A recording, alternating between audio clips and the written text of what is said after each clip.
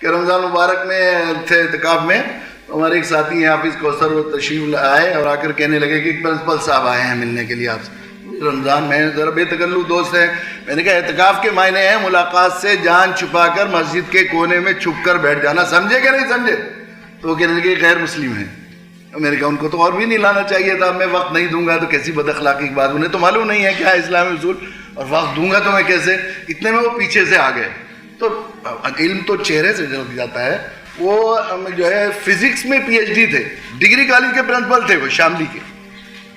وہ آئے، خیر میں نے ملاقات کی ذرا تھوڑا سا اپنے لہجے وہجے کو بدل کر، تو کہنے کہ دیکھیے مجھے معلوم ہے آپ کا شیڈول بہت ٹائٹ ہے، لیکن آپ جو ہے مجھے بس بہت تھوڑا سا وقت دوں گا میں کہ بھائی دیکھیے۔ میں نے کہا ہاں ٹھیک ہے، بہت ٹھہر کر بات کرتے تھے۔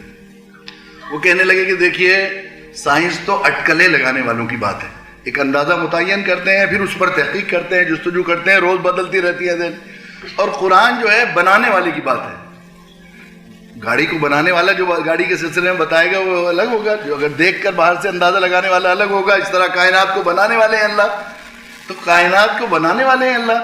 تو سائنس جب اپنے تحقیق کے کمال کو پہنچ جائے گی تو وہاں پہنچے گی جہاں قرآن نے بتایا۔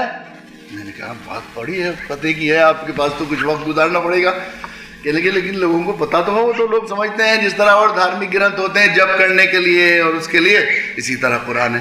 تو میں چاہتا ہوں انسانوں کو معلوم تو ہو، انسانوں کو معلوم تو ہو کہ قرآن بنانے والے کی بات ہے۔ تو اس کے لیے آپ مجھے 5-6 ایسے عالم دیجئے جو انگریزی جانتے ہوں، سائنس میں پڑھاؤں گا ان کو۔ تو میں چاہتا ہوں سنسار کو معلوم ہو جائے کہ قرآن عام گرنتھوں کی طرح گرنتھ نہیں، بلکہ اس پیدا کرنے والے بنانے والے کی بات ہے، خالق مالک کا کلام ہے۔ تو میں نے اس پر وقت میرے پاس چونکہ واقعی ایسا تھا، تو میں نے کہا آپ تو سیٹ بک کیجئے اپنی جنت میں۔ کہ لیں اس کے لیے تو آیا، بتاؤ کیا کرنا ہے؟ میں نے کہا پڑھیے کلمہ۔ تو میں نے کلمہ پڑھایا، تھوڑا سا ترجمہ بھی کرا دیتا ہوں میں گواہی دیتا ہوں کہ اللہ کے علاوہ کوئی عبادت کے لائق نہیں، حضرت محمد صلی اللہ علیہ وسلم اللہ کے سچے رسول ہیں۔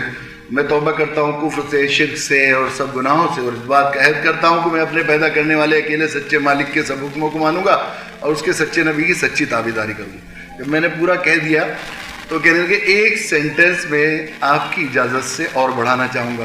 تو مجھے خیال ہوا کہ پی ایچ ڈی آدمی ہے، پتہ نہیں ہے اس میں اگر مگر لگا دیں گے تو سارا وہ نہ ختم ہو جائے۔ تو مگر میں اتنے بڑے آدمی تھے، میں تو نہیں کہہ سکتا تھا خاموش ہو جائیے۔ کیسا قرآن، سائنس کی روشنی میں قرآن کو تھوڑی دیر مطالعے کے بعد کیسی سوچ اور فکر سمجھ گئی تھی ان کی، صحیح سمجھ لیا تھا۔ تو انہوں نے کہا کہ مالک مجھے موت تک اس پر جمع رہنے میں میری مدد کر۔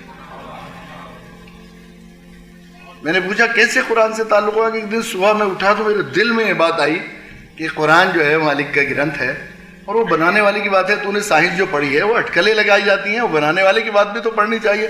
تو ہمارے یہاں ایک وسیع صاحب ٹیچر تھے، میں 2 مہینے تک ان کے سر رہا، لیکن انہوں نے نہیں دیا قرآن مجھے۔ پھر میں اردو بازار گیا دلی، کسی نے بتایا وہاں ملتے ہیں، تو میں نے ایک جگہ سے کتاب قرآن لیا، اور لینے کے بعد جو ہے وہ حاجی صاحب آ گئے، اس کے بیٹے نے دے دیا پیک کر کے۔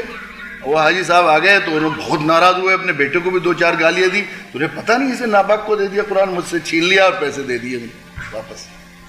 پھر وہ ایک صاحب نے، اور ہمارے ذمہ تھا قرآن دنیا انسانیت تک صحیح تعارف کے ساتھ پہنچانا، اس پر ہماری عزت کا دار و مدار تھا، وقت کا دار و مدار تھا۔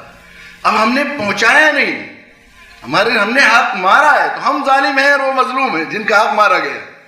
اللہ کا قانون جو کبھی نہیں بدلتا، ظالم کی طرف اللہ کا قہر اور مظلوم کی طرف اللہ کی رحمت ہوتی ہے۔